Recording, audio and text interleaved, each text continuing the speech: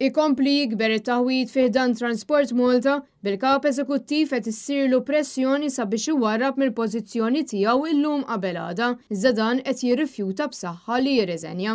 Jeffrey Kurmi ilu kap eżekuttiv ta' Transport Malta sa minn Ġunju tal-2022 wara li kien telaq mill-pożizzjoni tiegħu ta' kmandat tal-Forzi Armati ta' Malta. Kurmi ħad din il-pożizzjoni fuq kuntratt ta' 3 snin bidħul li laħħaq sa 115,000 euro fis-sena. Daqsxahar ilu l-medja kienet irrappurtat li Kurmi tneħħa mill-pożizzjoni tiegħu mill-Ministru Aaron Farrugia. Iżda Net News jista' jikkonferma li Kurmi għadu s'issa ma ċċaqlax minn din il-pożizzjoni. Mhux magħruf ir-raġuni għalfejn hemm pressjoni biex Kurmi jitlaq mill-pożizzjoni tiegħu, iżda sorsi li tkellmu ma' Net News irreferew għal okkażjoni fejn il-kap eżekuttiv kien jibes fl-infurzar. Każ partikolari li seħħ f'Għawdex fejn membri tal-Gvern ma tantx ħadu gost b'din il-mossa minn Transport Malta.